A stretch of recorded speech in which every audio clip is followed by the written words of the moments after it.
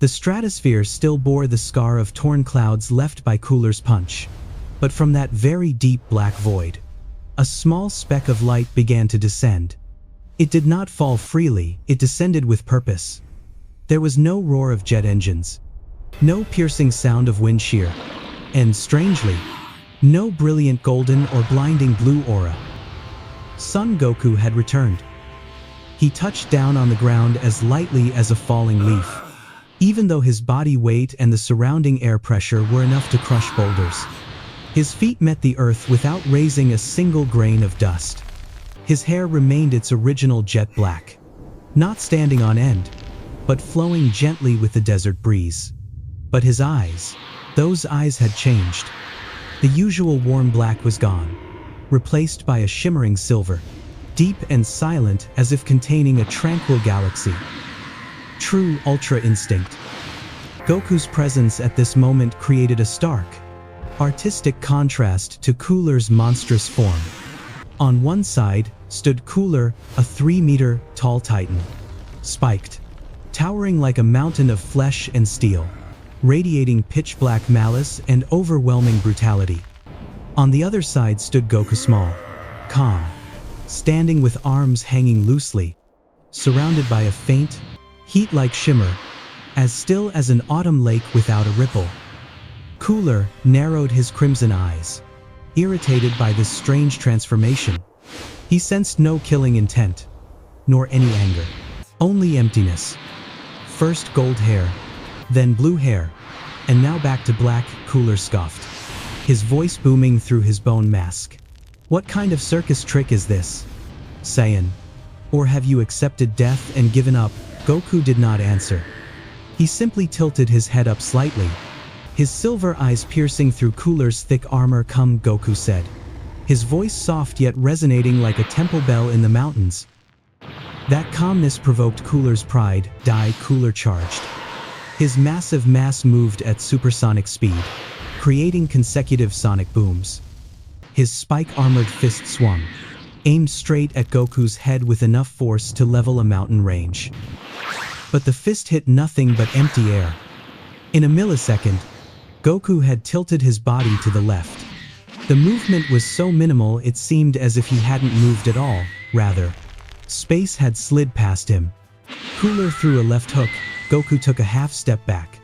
Cooler's lightning-fast kick swept across. Goku ducked exactly 1 millimeter below the blade of wind.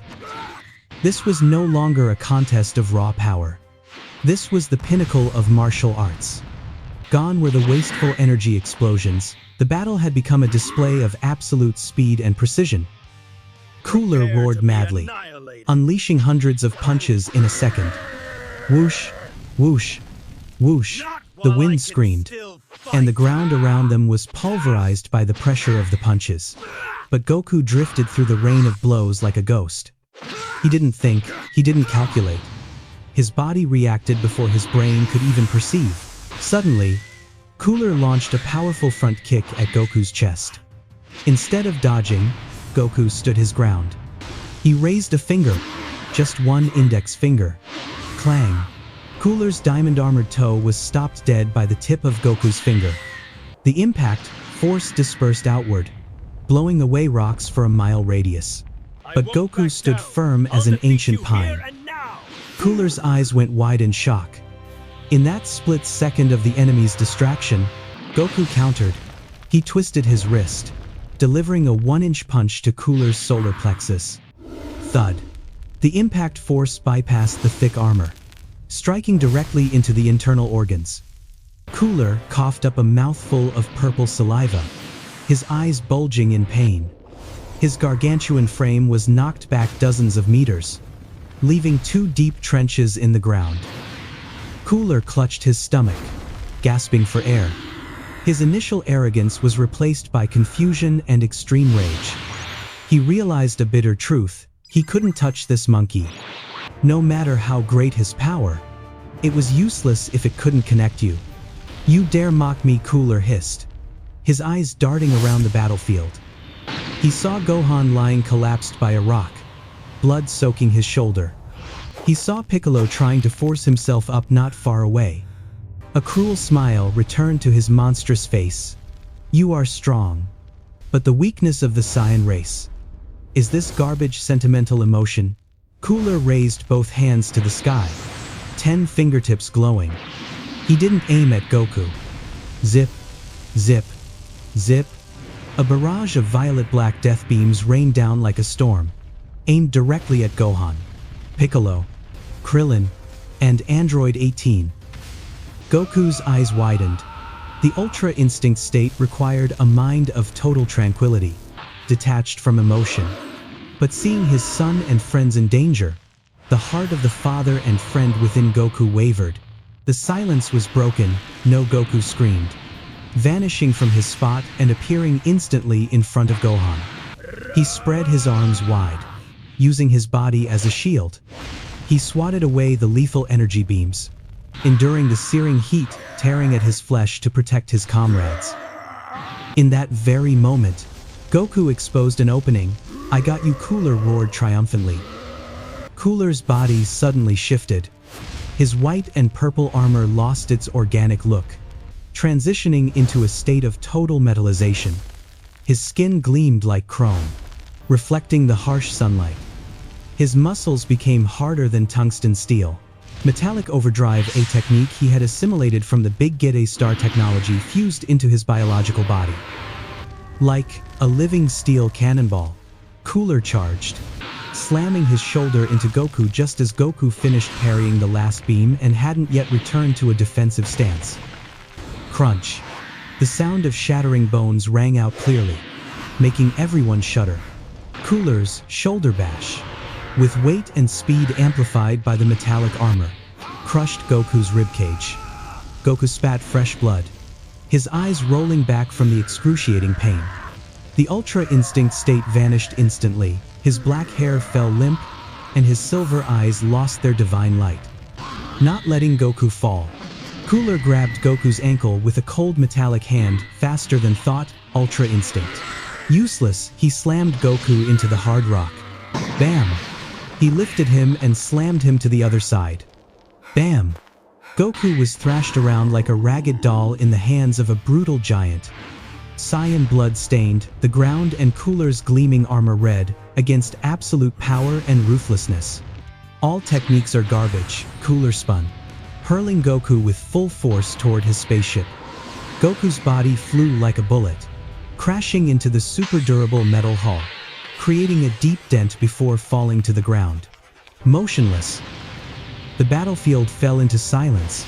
Only the sound of wind whistling through rock crevices and Cooler's heavy footsteps remained. Vegeta had been thrown into the abyss. Gohan was critically wounded. Piccolo was unconscious. And now, the greatest hope's son Goku lay defeated at the enemy's feet. Despair wrapped around the space, thick and suffocating. Cooler slowly ascended. His shadow grew larger, completely blocking out the sun, turning day into night. He looked down at the tiny, trembling creatures below with the eyes of a judging god. He raised his index finger high. "It is time to end this farce." From the tip of his finger, a small spark appeared, but it grew terrifyingly fast. In seconds, it transformed into a colossal sphere of energy, burning orange-red, like the surface of a star. Supernova. The giant fireball consumed the entire sky. Its diameter was larger than the city below.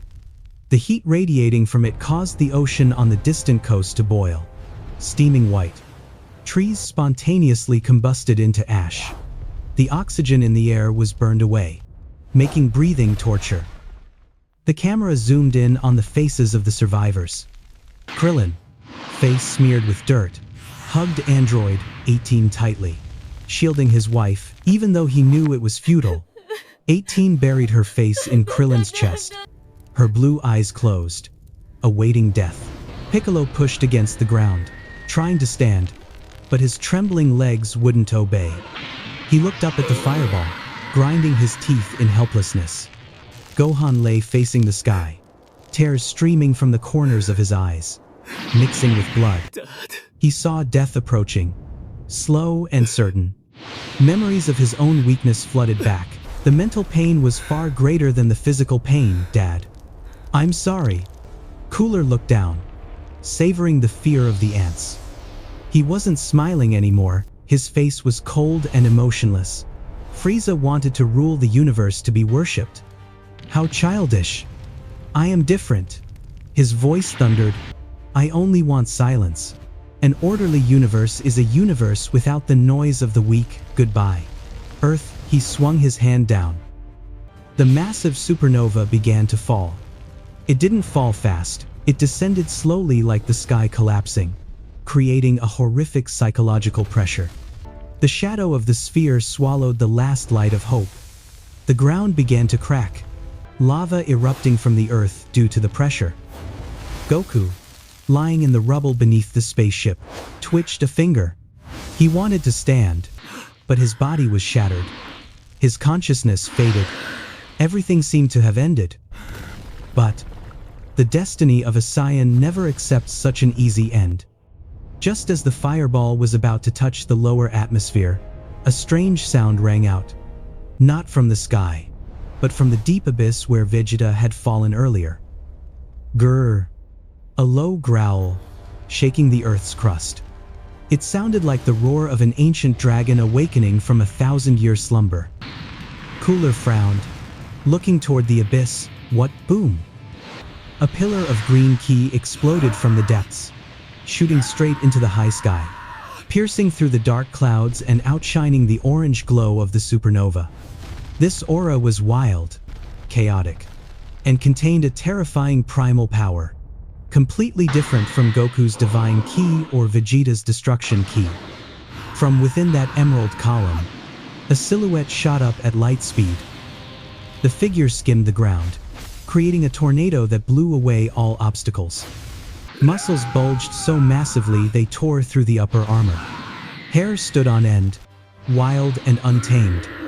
Eyes, amber, yellow eyes, glowing bright, but with no pupils, only the blank whiteness of uncontrolled rage. BROLY. Perhaps Whis had brought him at the last minute, or he had been secretly training in a nearby wasteland and was awakened by the tremors of the battle. But the reason didn't matter. What mattered was that the legendary monster had been unleashed. BROLY, currently in his Ikari, wrathful, yellow eyes. Black hair, harnessing the great ape's power in human form state, let out a roar that tore eardrums. Trapped, he didn't attack Cooler. He charged straight at the falling supernova. A magnificent and insane scene unfolded. BROLY, tiny as an ant compared to the giant fireball, thrust his bare hands out to catch it. Sizzle, flesh meeting destructive energy created a crackling sound. But BROLY did not retreat. The muscles in his arms, shoulders, and back swelled to their limit, veins popping like ancient tree roots. A green aura exploded around him, forming a shield that repelled the heat. Cooler stood frozen, his red eyes wide with disbelief. He couldn't believe his sight. What? Another monkey. Where did he crawl out from? BROLY ground his teeth, saliva dripping from his growling mouth. He poured all of his primal strength into his hands. The ground far below him, even though he was hovering. The pressure compressed the earth, collapsed into a massive crater. GHAHHH. With a full power heave, BROLY pushed the supernova upward. The giant sphere halted, then slowly began to be pushed back into space, heading straight toward the stunned Cooler. The screen began to fade to black, the final image lingering being Cooler's face, panic-stricken and terrified as he watched his own ultimate attack returning to consume him. And below, the small but magnificent silhouette of BROLY shining brilliantly in green aura. The sound cut out. A metallic CLA-ang rang out. The words "to be continued" appeared in the center of the black screen, in a scratched, rusted metal font, signaling that an even more brutal battle awaited.